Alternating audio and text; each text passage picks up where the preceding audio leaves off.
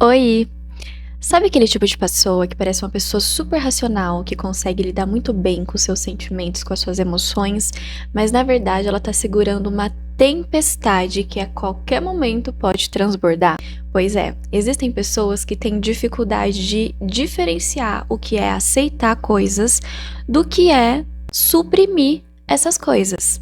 E hoje a gente vai analisar isso, mais especificamente na série Nobody Wants This, com o personagem Noah do segundo episódio dessa segunda temporada. Mas antes, deixa eu me apresentar para vocês. Se vocês não me conhecem, prazer, meu nome é Paloma Toledo. Eu sou atriz, eu sou apaixonada por filmes, por séries, pelo teatro e também ficar me questionando sobre o que cenas quiseram dizer, ou camadas profundas de personagem. Inclusive, essa série de vídeos tem muito a ver com isso. Bom, mas vamos lá. Como eu disse, a gente vai analisar o segundo episódio da segunda temporada e falar mais especificamente do Noah. Começando com uma cena que é uma garagem de carros.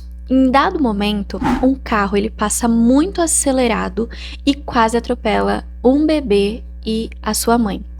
Nesse momento, a Morgan e a Joanne, que são irmãs, elas ficam extremamente indignadas, com vontade de ir atrás do cara e mostrar pra ele o quão ele foi errado, porque aquilo toma conta delas. Por outro lado, o Noah, que é o namorado da Joanne, ele acha que aquilo não é o certo. Ele, inclusive, fala pra elas. Às vezes, quando alguma coisa acontece, a gente tem que observar, aceitar e seguir em frente.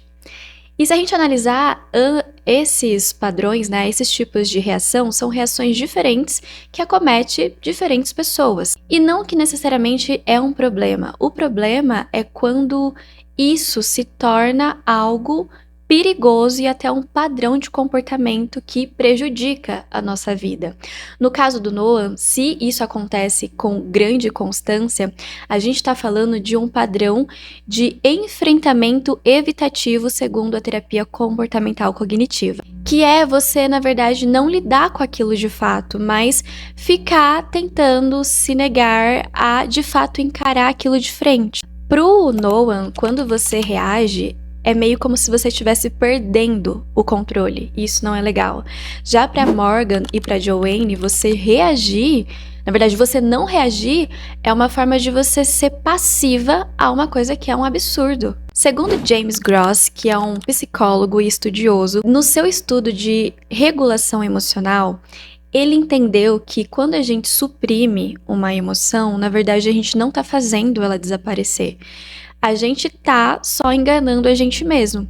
E em algum momento aquilo pode se transformar em coisas físicas dentro da gente, como por exemplo, uma gastrite, uma irritabilidade, coisas que se transformam em problemas físicos e até mesmo doenças. O Noah, ele tenta lidar com isso de uma forma a pegar aquilo que tá nele e levar para outro lugar. Inclusive, tem uma cena que exemplifica muito bem isso, que é a cena da árvore. Antes dele jogar o jogo de basquete dele, ele passa em frente a uma árvore e fala pra Joanne assim, toca na árvore.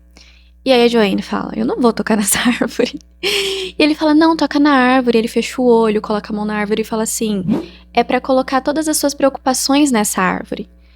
E aí, meio que é uma das formas dele lidar com isso. Só que entra nesse padrão que a gente falou de enfrentamento evitativo, porque ele não tá lidando de fato com o que ele tá sentindo. Ele só tá tentando querer passar aquilo que tá pra ele pra outro lugar, no caso. Inclusive, tem um comentário que ele faz depois, nesse mesmo episódio, mas em outra cena, que ele fala assim, a árvore nem sempre é perfeita. Às vezes fica algumas coisas na cabeça. E isso é justamente a questão da gente não lidar de fato de frente com o que a gente tá sentindo e externalizar aquilo. Porque você pode tentar usar essa estratégia de colocar as coisas na árvore, mas isso não significa que aquilo saiu de você. Ainda tá reverberando em você. Mais pro final desse episódio, a Joanne, ela cutuca o Noah pra ele de fato falar o que ele tá sentindo.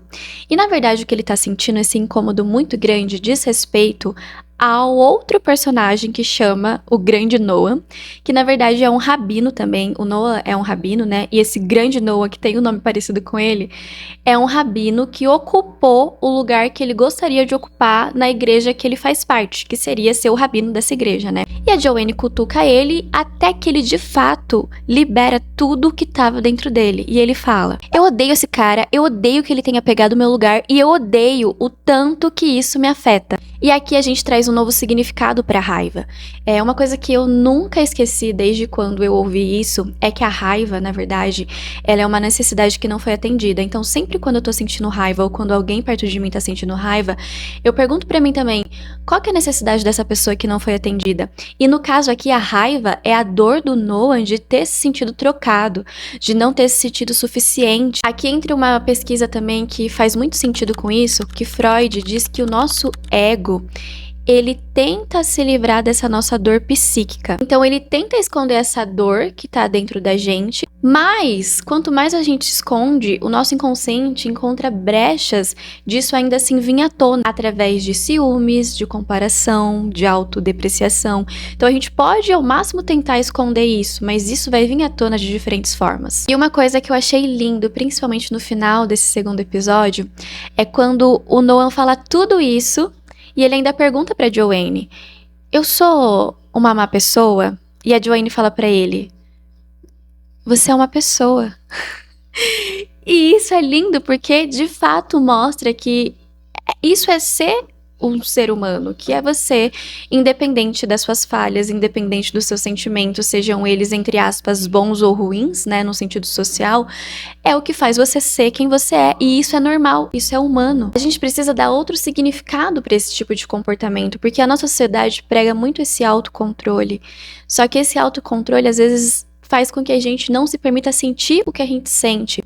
E a dor, gente, sentir a dor, sofrer, não romantizando o sofrimento, mas você se permitir colocar isso pra fora, é uma forma de libertação de você com você mesmo. Lembrem-se, maturidade emocional não é suprimir, é sentir com consciência. Espero muito que vocês tenham gostado desse vídeo. Se você gostou, dá um like, comenta aqui. Comenta também se você já assistiu essa série, a primeira temporada, se tá assistindo agora a segunda ou se já assistiu e o que você achou dessa análise e também trazer análise de outros personagens pra vocês.